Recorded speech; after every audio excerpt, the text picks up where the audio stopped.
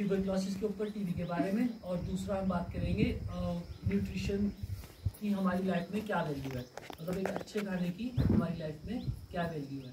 तो टीबी की बीमारी के बारे में आपने सुना हुआ है किसी ने? हाँ जी, जिसने सुना है बताओ बताओ बताओ। सुना तो है ना, बताओ। सबने सुना है, सब टीबी के बारे में। कितना पता है टीबी के बारे में? थोड़ा बहुत तो नाम तो सुना होगा कि टीबी क्या? हाँ जी, हाँ जी। हाँ जी, टीबी अगर 2 हफ्ते से ज़्यादा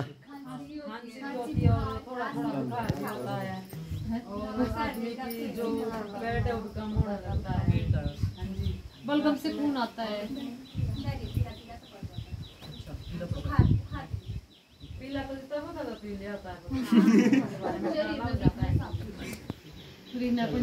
देखो ट्यूबरक्लोसिस जो है हमारे भारत में हर साल 4-4.5 लाख लोग जो है टीबी की वजह से एक्सपायर हो जाते हैं, मर जाते हैं ना। और हमारे हिमाचल में भी 600 से 700 लोग जो है हर साल टीबी की वजह से मर जाते हैं।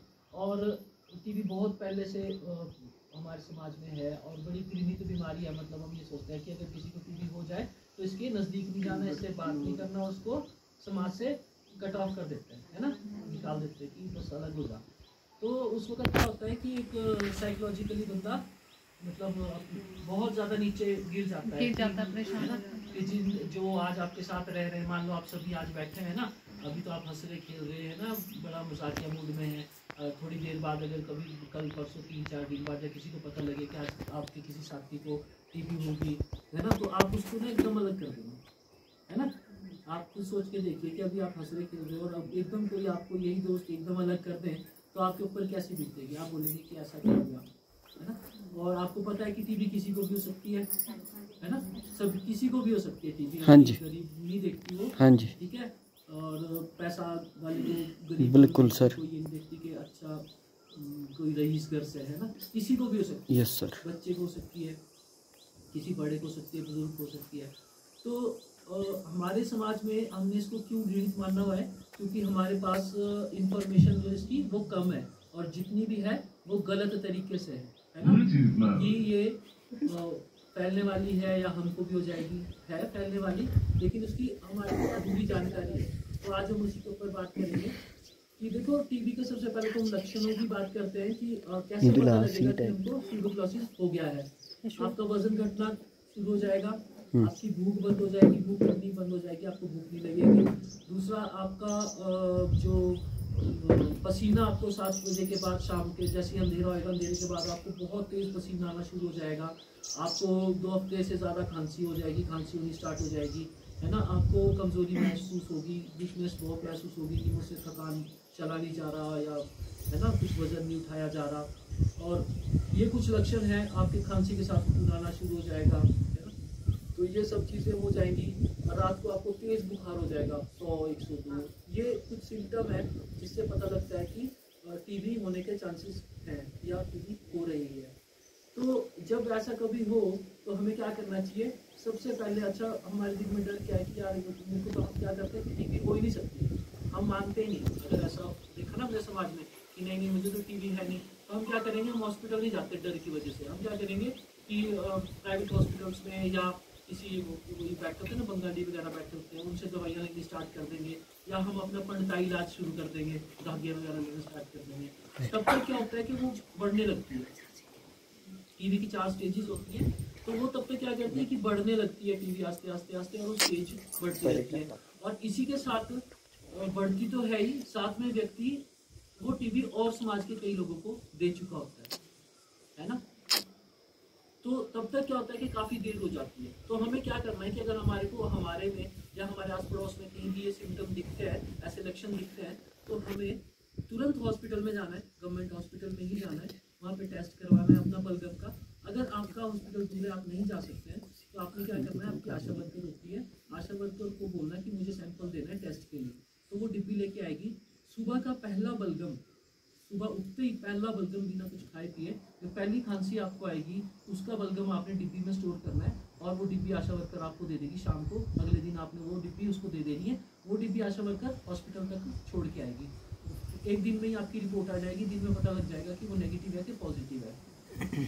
तो अगर आपकी टीबी पॉजिटिव आती है तो ये है कि चलो इलाज है ना। नेगेटिव आती है तो अच्छी बात है, अगर पॉजिटिव आती है तो साथ साथ आपका ट्रीटमेंट शुरू हो जाता है, 6 महीने का ट्रीटमेंट होता है। और अगर परिवार में मान लो किसी को टीबी हो जाती है तो एक चीज़ आपने सुनिश्चित जरूर करनी है कि उस परिवार के सभी सदस्यों ने अपना टेस्ट भी जरूर करवाना है ना। हो सकता है कि हमारे अंदर वो कीटाणु लेकिन अभी एक्टिव ना हुआ हो, है ना। तो अगर पहले ही, क्योंकि टीबी का कारण तो हम सबके अंदर है ना, और वो एक्टिव इनएक्टिव फॉर्म में, एक्टिव में, तो हमें क्या करना है कि एक्टिव होने से पहले उसको पकड़ लेना है और ट्रीटमेंट शुरू करा लेना है, तो हम ज़्यादा दूसरी स्टेज में नहीं पहुँचते।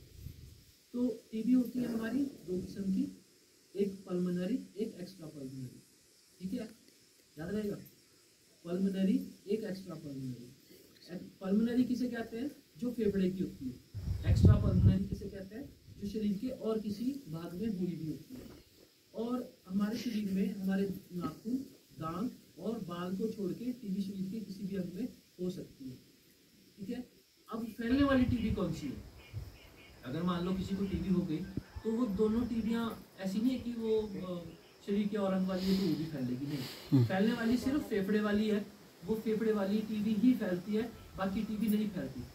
चाहे किसी के वो फोड़ा हो जाता है, किसी की हो जाती है ना, कहीं पे भी हो जाए तो वो फैलती नहीं है। तो हमने उस व्यक्ति से दूर नहीं रहना जिसको शरीर के दूसरे अंग में हुई भी हो, उसकी मदद करनी है, उसको सपोर्ट करना है ना, 2 प्रकार के उसके प्रति, ताकि वो बीमारी से लड़ सके, क्योंकि व्यक्ति पहले बीमारी की वजह से काफी कमजोर हो चुका होता है ना।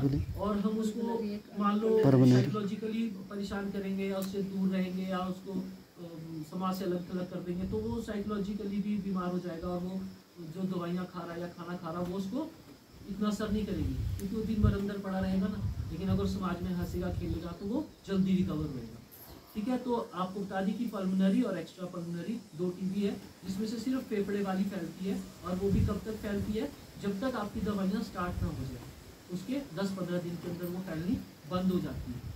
अगर मान लीजिए मुझे टीबी आज हो जाता है और आज मुझे डिडक्ट हुआ टीबी, ना भगवान ऐसा नहीं करना, 6 महीने तक आपका ट्रीटमेंट चलेगा, तो 6 महीने तक जरूरी नहीं कि 6 महीने तक फैलने वाली रहेगी, नहीं। आज मेरी दवाई स्टार्ट हुई तो 10 से 15 दिन के बाद वो कीटाणु दब जाता है, फिर वो फैलनी बंद हो जाती है, पेशेंट की खांसी भी रुक जाती है। अब फैलती कैसे, फैलने का होता है ना कि कोई धारणाएं हमारे दिन में कि हाथ मिलाया तो फैल जाएगी, उसके कपड़े यूज किए तो फैल जाएगी, है ना, उससे बात की तो फैल जाएगी, नहीं।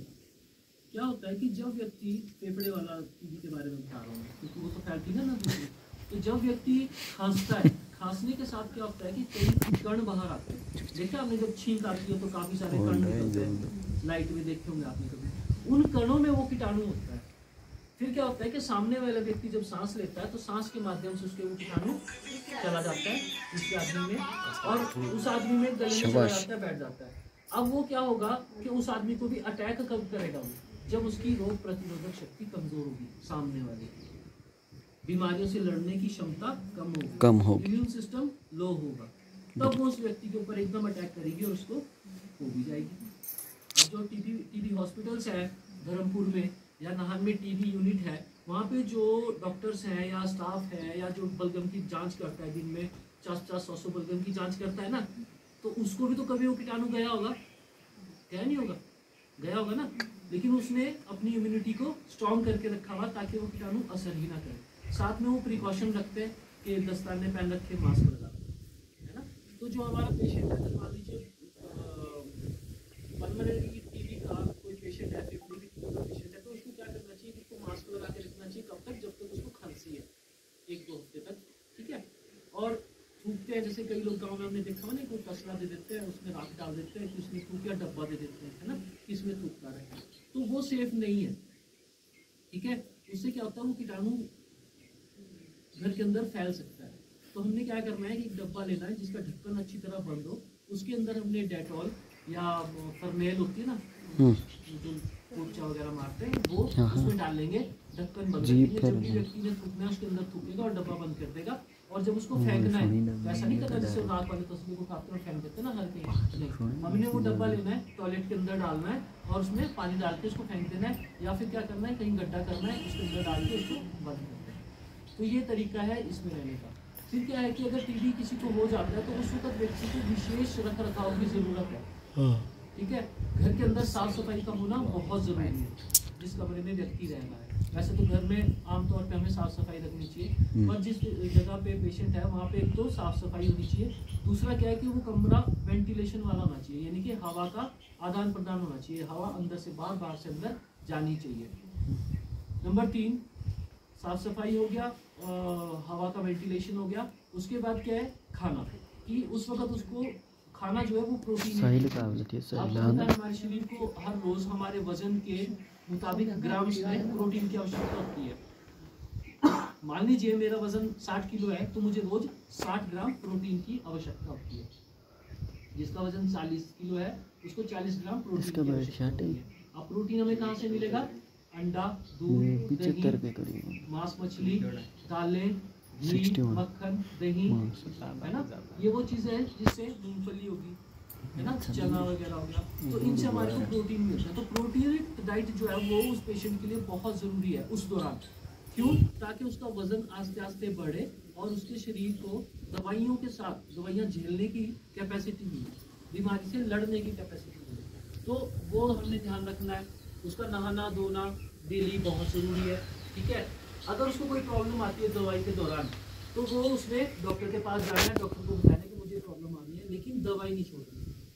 बीच में कभी भी याद रखना, कई पेशेंट ऐसे होते हैं ना कि 5 महीने 6 महीने का कोर्स था, 5 महीने में एकदम ठीक हो गया, हस्त पुष्ट हो गया, काम करना, तो बोलता है कि आपने जोड़ दिया दवाई खाने को, वो छोड़ देता है। वो छोड़ने से क्या होता है कि वो बीमारी और ज़्यादा खतरनाक हो जाती है, उसकी स्टेज बढ़ जाती है। जो टीबी का कीटाणु है वो आदी हो जाता है ना उस दवाई का। तो दूसरी बार में क्या हुआ कि हम वो दवाई उसको नहीं दे सकते, उसकी टीबी MDR में चली जाती है ना। और कई स्टेजों में ऐसा देखा कि व्यक्ति बहुत बुरी हालत। तो कभी भी पेशेंट को काम में ऐसा करना है कि अगर कोई पेशेंट है तो अगर अच्छा हो गया तो उसको ये नहीं बोलना कि आप दवाई अब बंद कर दे या फिर अब खानी है, लास्ट डे तक उसको दवाई खानी है। 6 महीने का कोर्स मीन्स 6 महीने का कोर्स।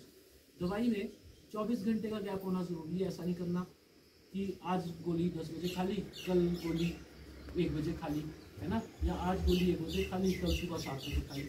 दिन से दिन का, दवाई से दवाई का 24 घंटे का गैप होना बहुत ज़रूरी है, ठीक है। और भेदभाव का मैंने आपको बता ही दिया कि भेदभाव हमें बिल्कुल नहीं करना, क्योंकि हमें भी कभी हो सकता है जो माहौल आज हम समाज में किसी और के लिए प्यार करेंगे, भविष्य में आने वाला वही जो माहौल है हमारे बच्चों को मिलेगा या हमें मिलेगा, है ना। तो हम नहीं चाहेंगे ना कि हमारे बच्चे को कोई अलग करे उनसे हो जाए, और वो तो किसी को भी सकती है, ठीक है। अब इसके साथ क्या है कि अगर कोई व्यक्ति गांव में आपको लगता है, सरकार भी इस पर बहुत काम कर रही है, अगर आपको लगता है कि किसी व्यक्ति कोई घर में गरीब है, कई बार ऐसा होता है कि घर का मुखिया जो पूरे परिवार को चला रहा है वही कमा रहा है और बच्चों को पाल रहा है, परिवार पाल रहा है, उसी को ही टीबी हो जाती है, तो क्या होता है कि उसका पूरा परिवार चलना मुश्किल हो जाता है। क्यों? पैसे भी खत्म, बीमार, ऊपर से बच्चे भी पालने, है ना, खाने की भी प्रॉब्लम और डाइट भी उसी चाहिए, तो कहाँ से पैसे लाएगा।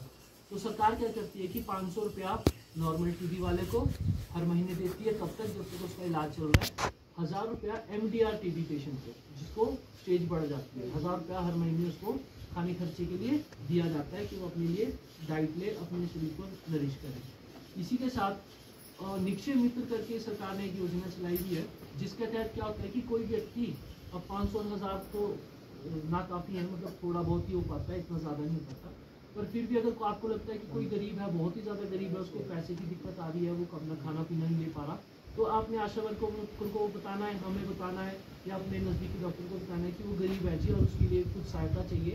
तो जो निक्षय मित्र हैं हमारे, वो क्या करते हैं कि किट देते हैं। उस किट में क्या होता है, फूड बास्केट बोलते हैं उसको, उसमें क्या होता है कि आटा, चावल, दूध वगैरह, चना हो गया, ये उस पेशेंट को जो जरूरी होता है वो एक बैग में बना के उसको देते हैं, कब तक, जब तक उसका इलाज चल रहा है, ताकि वो बीमारी से लड़ सके और जल्दी ठीक हो सके, ठीक है। तो ये हमारा ट्यूबरक्लोसिस और थोड़ा सा न्यूट्रिशन को लेके है। दूसरा क्या है कि हम लोगों ने अपनी इम्यूनिटी, टीबी होती क्यों है मुख्य तौर पे पता है, बता सकता है कोई, क्यों होती है टीबी, मुख्य कारण क्या है टीबी होने का?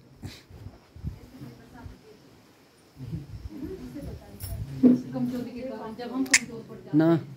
देखो टीबी खान पान का रूटीन सही नहीं है ना। हाँ, जब हमारी इम्यूनिटी, हमारी रोग प्रतिरोधक शक्ति जहाँ कम हुई ना, कम हो गई, तो वहाँ हमारे को टीबी हो जाएगा बस तुरंत। हम लोगों ने क्या करना है कि अपनी रोग प्रतिरोधक शक्ति को अपने खाने पीने से अच्छा रखना है, आज की डेट में आपको पता है कि बहुत सारे केमिकल यूज हो रहे हैं। हमने अपना पुराना खाना छोड़ दिया, मक्खी मंडुआ ये सब छोड़ दिया। हम फास्ट फूड के ऊपर ज्यादा ध्यान दे रहे हैं। बच्चे सुबह स्कूल जाते हैं तो भूखे जाते हैं, है ना, या बासा खाना खा के जाएंगे। लंच उनका दिन में 12-1 बजे उठता है। कॉलेज के बच्चे सुबह भूखे जाएंगे, ठीक है, कॉलेज के बच्चे सुबह भूखे जाएंगे और बातचीत नहीं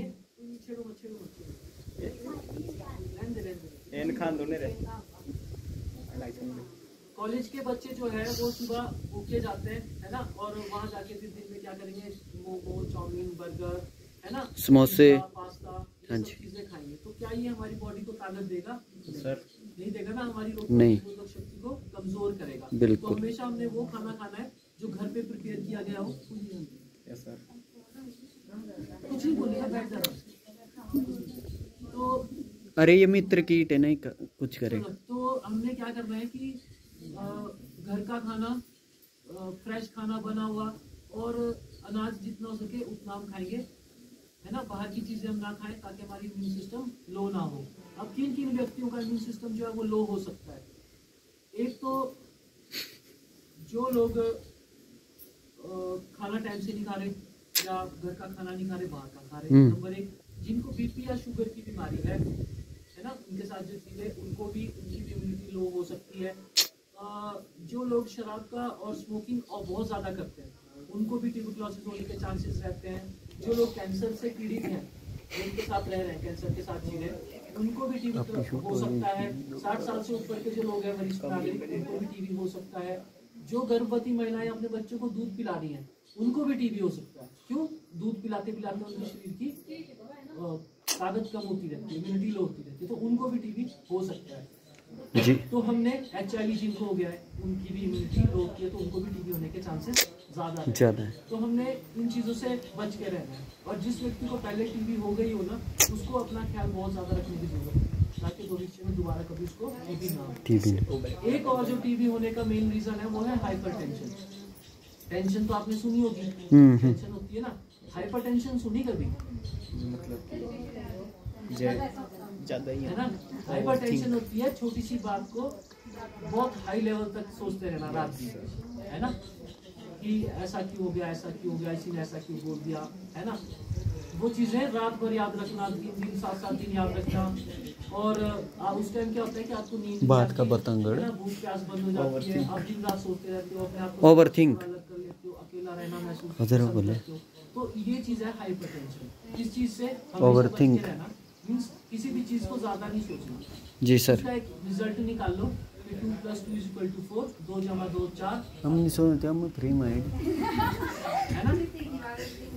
ये नहीं सोचना कि होता है ना, जैसे बहुत होंगी जो जिसको किसी ने तो कुछ बोल दिया तो उसको गुस्सा आ जाता है। हाँ, कई दिन तक दिमाग करपात कड़ा मेरे को आता है बोला, होता है ना, कई दिन तक रहती है कि क्यों बोल दिया इसको,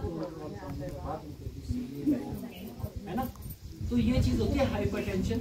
ये बहुत जगह होती है, ठीक है। स्टूडेंट्स में भी हो सकती है, एम्प्लॉयज में भी हो सकती है, ठीक है, जेंट्स में भी हो सकती है, ठीक है ना, पढ़ने वाले बच्चों में भी बस यार। तो इस चीज से आपने बच के रहना। हाइपरटेंशन भी एक ऐसी चीज है जो हाँ जी, टीबी का कारण बन जाती है। ठीक है, थैंक यू।